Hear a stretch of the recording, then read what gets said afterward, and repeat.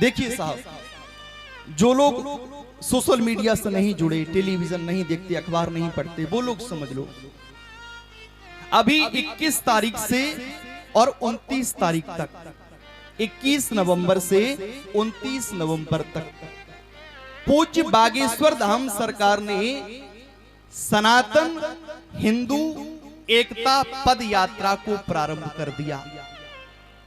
कहां से कहां तक? बागेश्वर धाम से लेकर छतरपुर में ये बागेश्वर धाम है, ग्राम गढ़ा है, वहां से ये यात्रा प्रारंभ हुई और ओरछा धाम राम राजा सरकार की पावन नगरी तक ये यात्रा जा रही है।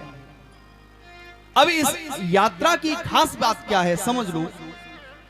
इस 165 किलोमीटर की यात्रा में पूज्य बागेश्वर धाम सरकार नंगे पैर जा रही हैं, पैरों में कुछ नहीं पहना। कल तो हम देख रहे थे साबुन के पैरों में छाली पड़ गई, दवाइयां लग रही, फिर भी नंगे पैरों।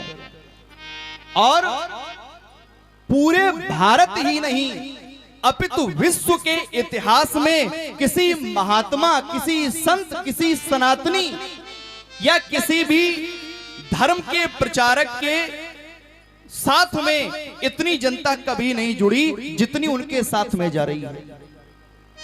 हजारों नहीं है, लाखों लाख लोग, और केवल भारत से नहीं विदेशों से लोग आ रहे हैं। क्यों निकाली जा रही है वो यात्रा? क्या है पूज्य बागेश्वर धाम सरकार का अभिप्राय? समझ लो।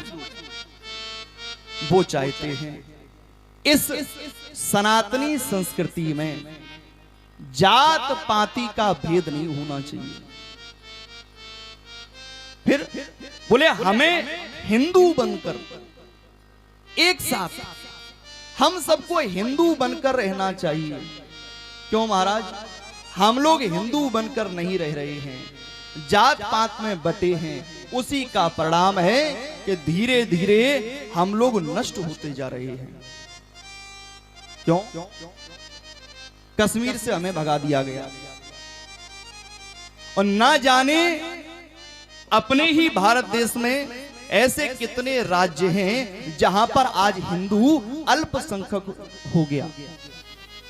केवल एकमात्र ऐसा भारत देश है जहां हिंदू हैं, लेकिन दुर्भाग्य का विषय यह है कि हम इस देश को हिंदू राष्ट्र नहीं बना पा रहे। यह हमारा आपका दुर्भाग्य है। इस देश को हम लोग हिंदू राष्ट्र नहीं बना पा रहे। इस भारत देश में देखिए, प्रारंभ से ही हमारे आपके साथ में चल रहा है। प्रारंभ से ही सत्ता में ऐसे लोग बैठे हुए थे जिन्होंने हमारे आपके साथ में बहुत बड़ा छल किया। क्यों? इस देश में वक्फ बोर्ड है, लेकिन इस देश में सनातन बोर्ड नहीं है। तो जो पूज्य बागेश्वर धाम का संकल्प है वही प्रत्येक सनातनी हिंदू का संकल्प होना चाहिए। या तो वक्फ बोर्ड को हटा दो, और नहीं तो महाराज एक सनातन बोर्ड की भी स्थापना होनी चाहिए। और जिस दिन ये भारत देश हिंदू राष्ट्र बन गया, तो जो उपद्रवी लोग हैं, कोई रामचरितमानस को जला देता है, कोई सनातन को डेंगू और मलेरिया कहता है, ऐसे लोगों को जवाब मिल जाएगा। लेकिन आवश्यकता है कि इस देश को हिंदू राष्ट्र बनाया जाए। मैं भी इस पवित्र प्रांगण से आप सभी लोगों से निवेदन करता हूं, इस हिंदू राष्ट्र की परिकल्पना में आप सभी लोग अपना सहयोग दें। यह हमारे आपके सभी के लिए है। आज इस देश में, इस भारत देश में जहां सनातनी संस्कृति है, आज भी आप लोग टेलीविजन देखेंगे, जो आकलन किया गया लगभग 100-150 बच्चियों के साथ में नित्य बलात्कार होता है। इस भारत देश में, इस सनातनी संस्कृति में जहां हम कन्याओं का पूजन करते हैं। क्यों? क्योंकि विधर्मी बढ़ रहे हैं और हम घट रहे हैं। वो बढ़ रहे हैं, हम घट रहे हैं। तो मैं प्रत्येक सनातनी से इस मंच से प्रार्थना करना चाहता हूं, अब समय आ गया है, जात पात में बंटना बंद कर दो, सभी हिंदू एक हो जाओ सनातन के लिए, तभी हमारा सनातन बचेगा, तभी ये देश बचेगा। और नहीं तो महाराज ये घटनाएं दिन प्रतिदिन बढ़ती चली जाएंगी। अरे वहां जाकर सहयोग नहीं कर सकते, कोई बात नहीं, कम से कम अपने आसपास जो लोग हैं उन्हें बताएं, सोशल मीडिया के माध्यम से उसका प्रचार प्रसार करें। अरे हमसे जैसे भी हो सके, लेकिन कम से कम देखो राम सेतु बना था, एक गिलहरी ने छोटे छोटे पत्थरों को उठाया, उसका भी योगदान था। तो कम से कम जब ये देश हिंदू राष्ट्र बनेगा तो कम से कम आपको ये लगना चाहिए कि इसमें चलो हमने कम से कम गिलहरी का काम किया, कुछ तो किया हमने। और इसके लिए जो सबसे आवश्यक है, मैं प्रत्येक मंदिरों में जाकर वहां के पुजारियों से निवेदन करता हूं, आपके मंदिर में संध्या आरती के समय या सुबह आरती के समय जो लोग आया करें, उन्हें सनातन के विषय में, उन्हें हिंदुत्व के विषय में भी बताओ। मैं निवेदन करता हूं और मैं माताओं बहनों से निवेदन करता हूं, आप लोग अपने बच्चों को शिवाजी महाराज की कथा सुनाइए, अपनी बच्चियों को, अपनी बेटियों को झांसी की रानी लक्ष्मीबाई की कथा सुनाइए महाराज। और टेलीविजन पर जो दिखाया जाता है, जो पिक्चरें अभी तक बनाई गई, मुझे लगता है एक बहुत बड़ा जाल था, जिसमें मुख्य भूमिका निभाई बॉलीवुड ने। देखो कथा हो जाएगी, मुझे लगता है आज के समय में कथा से महत्वपूर्ण कुछ है तो ये चर्चा है।